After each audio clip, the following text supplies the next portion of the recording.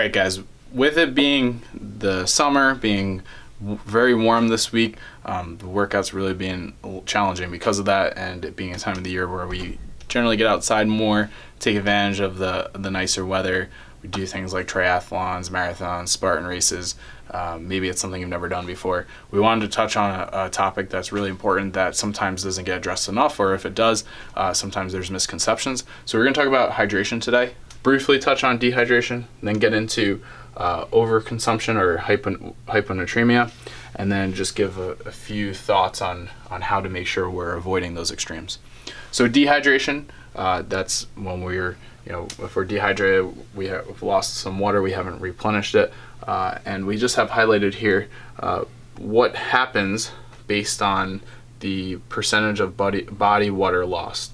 So if we've lost 0.5% of our body water, that's an increased strain on our heart. Our blood is composed largely of water. If we don't have a lot of it in there, the blood gets thicker. It makes it harder, or it makes our heart have to work harder in order to circulate it. 1% of body water loss leads to reduced aerobic endurance. If it's harder to circulate your blood, it's harder to get red blood cells that carry oxygen to our muscles. 3% reduction in body water loss leads to reduced muscular endurance, and then you can see down the line 4% reduced muscle strength, 5% heat exhaustion, cramping, fatigue, 6% heat stroke, coma, 10 to 20% death. Those are extremes.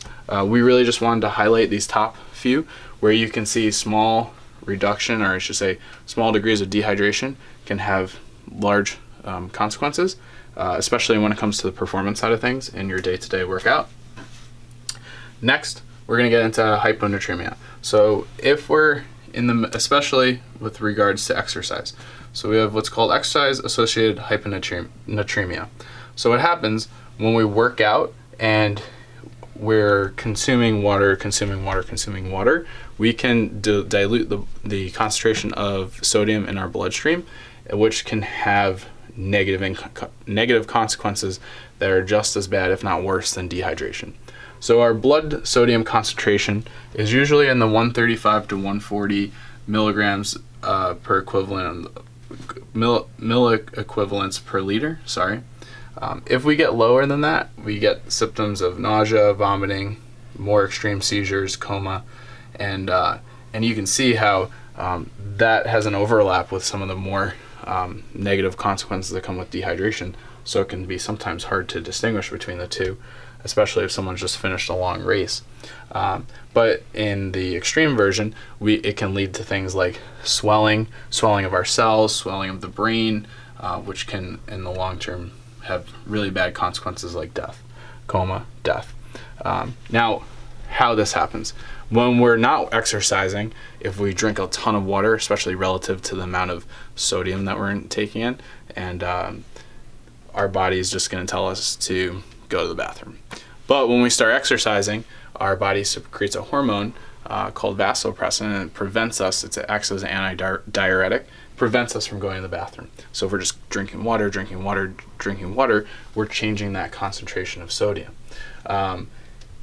Even if we're having a supplement that has sodium in it, sometimes those supplements don't have the same degree of concentration as exists in the blood, so it doesn't make things better.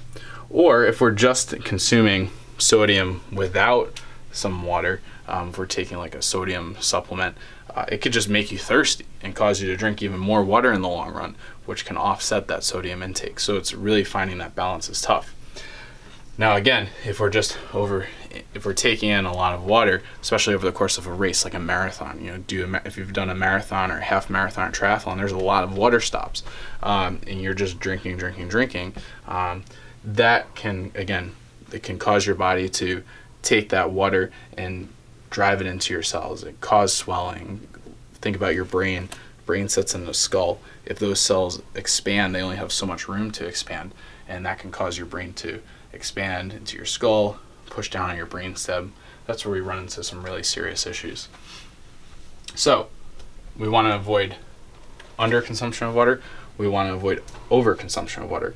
These are really become more and more prevalent in longer races where people cross the finish line, they have these symptoms, they are viewed as being dehydrated, people get treated with intravenous fluids, and it actually makes things worse. Now, what we want to do to avoid those extremes is we're going to move on here, pre, post, mid event. And we're not just saying workout because we're talking those longer endurance style events here. Triathlons, marathons, Spartan races, etc. We want to think replenish what you lost. So if you really know how much water, or I should say how much sweat you've lost, we want to replenish that. We want to replace that. So if you do a long workout, you weigh yourself before, weigh yourself after, see the differences in lost sweat lost. We don't want to just replenish it in water, but we want to try to replenish the electrolytes. So we want to think about maybe some supplements that could come into play there. Definitely do your research, because different supplements, like I mentioned before, have different concentrations of sodium. For example, Gatorade, the concentration of sodium there is substantially lower than in our blood. Salt stick, the concentration of sodium and potassium is also important, is intended to mimic the concentration of sodium and potassium in our sweat. So it brings us closer to balance if we're consuming the right amount of water with that. And there are other supplements that exist in the industry. But ultimately, we want to think if we can replenish what we lost, we don't overconsume water, which would lead to hyponatremia. We don't underconsume water, which will lead to dehydration. We can stay in good balance. We're being smart, we're having fun, we're staying safe, and we're enjoying the summer. So again, bring it back to this, do your research, ask some questions, look into things. Once you think you found something, try it. See how it feels, see how you react, and just be aware that both of these extremes do exist. They both are problems. There isn't just a simple solution to drink more, to drink less. Listen to your body, and again, have fun, enjoy the summer.